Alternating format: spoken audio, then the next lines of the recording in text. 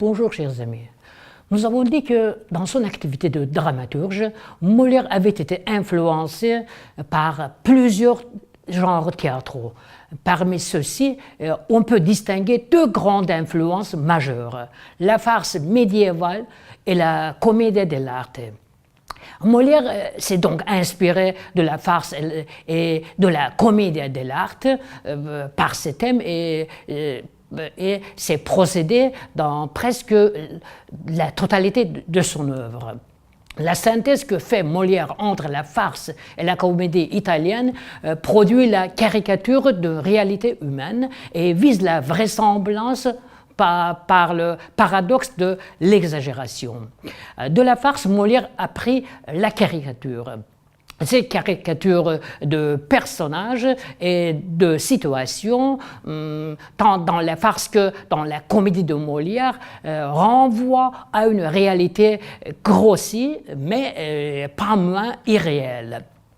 On retrouve souvent dans l'intrigue de la farce, un monde à l'envers, où il arrive que la femme batte son mari et le paysan l'emporte sur son seigneur.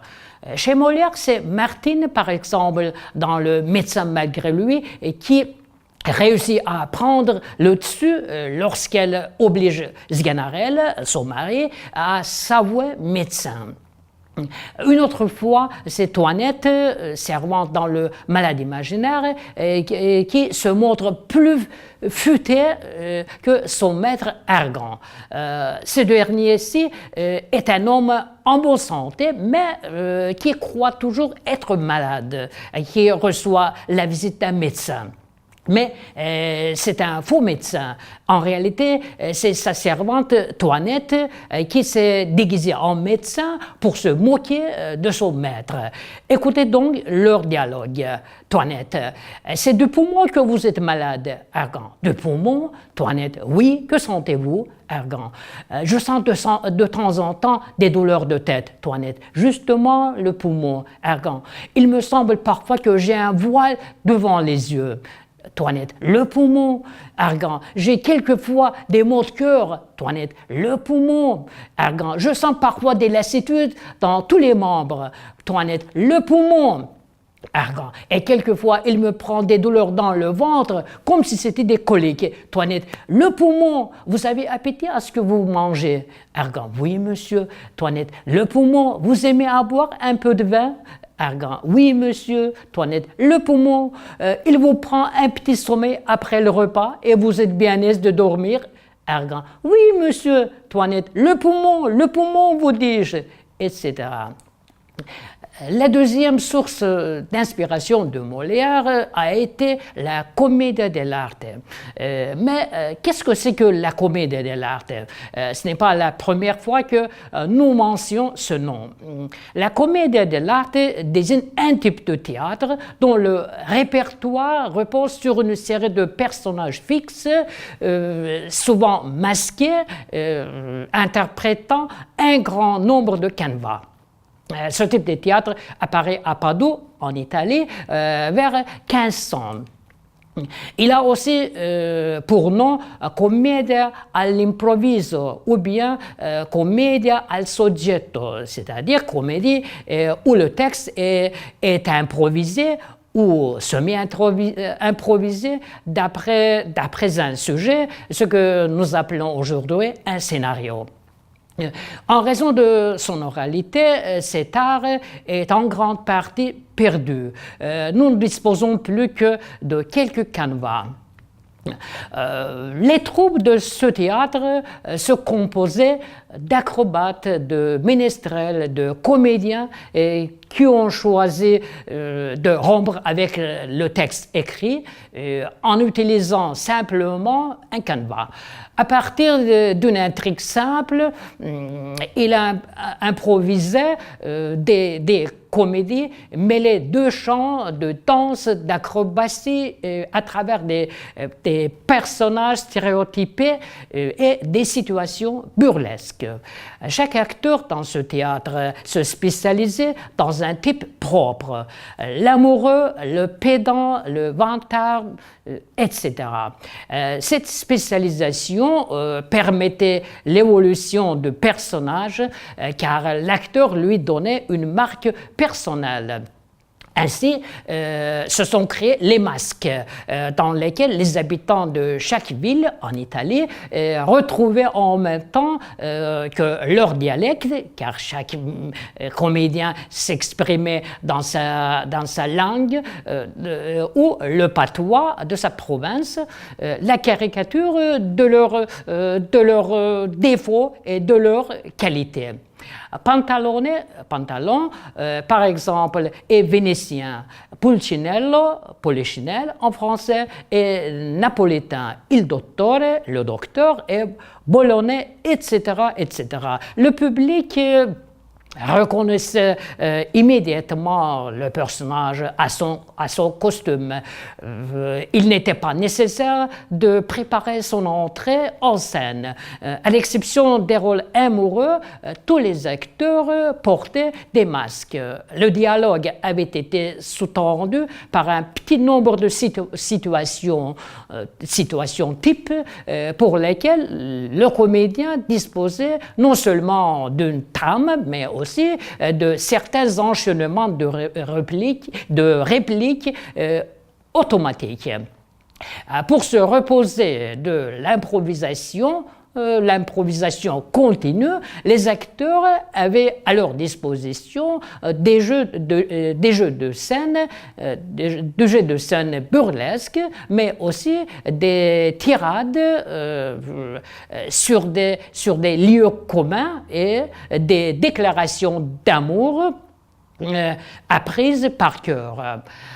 Chaque acteur possédait un répertoire de morceaux de bravoure, les déclarations dépourvues de sens en latin de cuisine du docteur, par exemple, les prouesses de cap et d'épée del capitano, du capitaine, le désespoir d'amour d'Arlequin, etc.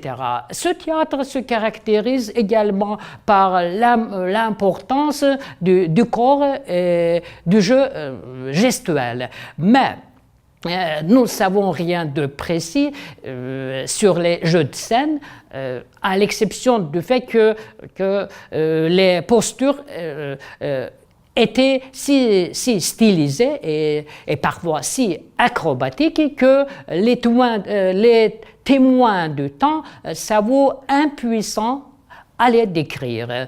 Le célèbre Scaramouche, par exemple, était un formidable acrobate qui, à 83 ans, disait-on, parvenait à donner un soufflet de pied. Cette troupe itinérante composée de 10 à 20 acteurs partant de l'Italie ont parcouru toute l'Europe.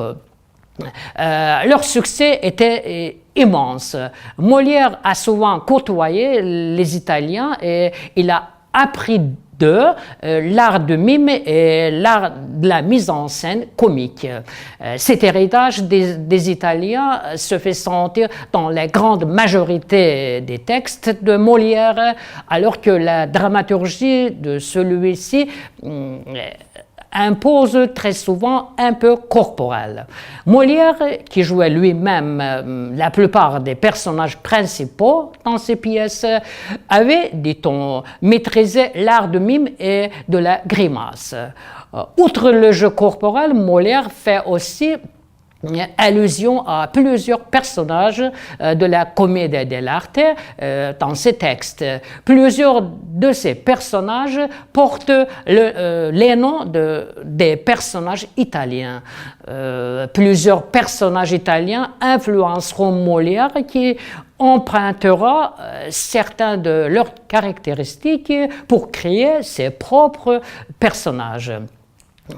Ainsi, Scapin, Marcaril et Sganarelle seront des descendants de Brighella, un personnage domestique dans la comédie italienne. Gorgibus Harpagon, Orgon et Géronte descendront de Pantalone, qui est un personnage de vieillard amoureux, et Pancrace, Marphyrus, Tristotin, Vadius, ainsi que tous les médecins seront des personnages qui ont été inspirés du docteur dans la commedia dell'arte, qui représente toute la culture savante, mal comprise et mal appliquée.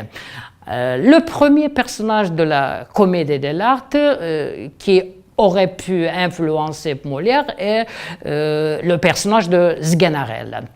Ce personnage apparaît dans 7 pièces de Molière. Le médecin volant, Sganarelle ou le cocu imaginaire, l'école des maris, le mariage forcé, Don Juan, l'amour médecin et le médecin malgré lui. Bien qu'il s'agisse d'un seul personnage, quand même, Molière lui attribue des caractéristiques différentes selon la situation.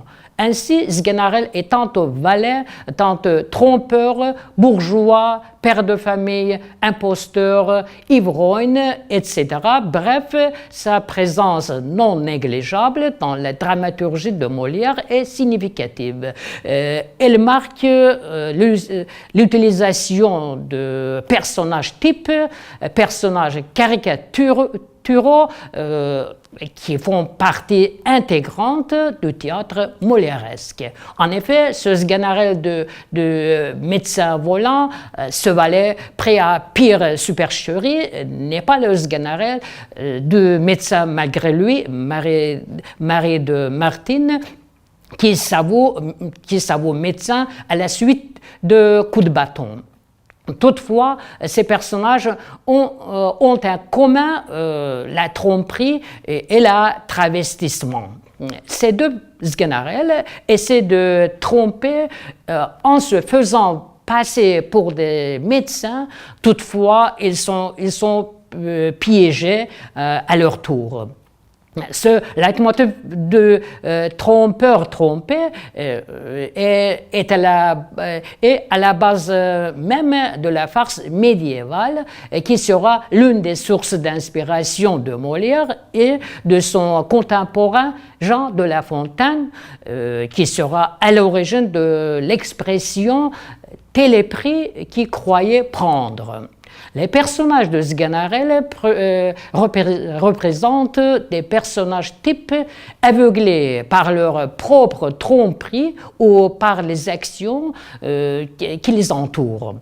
Le nom Sganarelle viendrait de l'italien sgannare, qui signifie ouvrir les yeux pour détromper quelqu'un. Ici, Sganarelle prend alors une double signification. Le nom désigne de façon ironique l'aveuglement entêté du personnage, qui est toujours celui qui finit par se faire attraper pour ses actes, mais c'est aussi à travers Sganarelle que Molière tente d'ouvrir les yeux de ses contemporains sur la médecine et les duperies de la société. Ainsi, Sganarelle est le personnage idéal pour dénoncer médecine d'imposture à l'époque de Molière. En plus de s'inspirer des gens de son époque, le personnage de Sganarelle aurait été composé par Molière sous l'influence de 2 personnages italiens de la commedia dell'arte. Le personnage de Brighella serait un des prédécesseurs de Sganarelle. Brighella est un domestique fourbe, débrouillard, qui aime duper et voler les gens. Son nom vient de brigare, briguer, par la tromperie qui appartient à Brighella. On peut faire de Sganarelle un de ses descendants. Le deuxième personnage de la commedia dell'arte qui aurait pu influencer Molière est évidemment le personnage du docteur. Le protagoniste du docteur dans la comédie italienne symbolise la culture savante mal comprise et mal appliqué, comme nous avons dit. Le personnage utilise un langage macaronique, c'est-à-dire un mélange de la langue italienne et d'un latin fait de néologismes. Langage aussi utilisé par certains médecins des comédies de Molière. Ce personnage porte un large chapeau, une fraise et il est habillé de noir, ce qui se rapporte au costume traditionnel des médecins à l'époque. Enfin, bien que les influences italiennes de Sganarelle marquent les comportements de ce personnage, il n'y a pas de doute qu'il dénonce en filigrane les vices d'une société par le ridicule.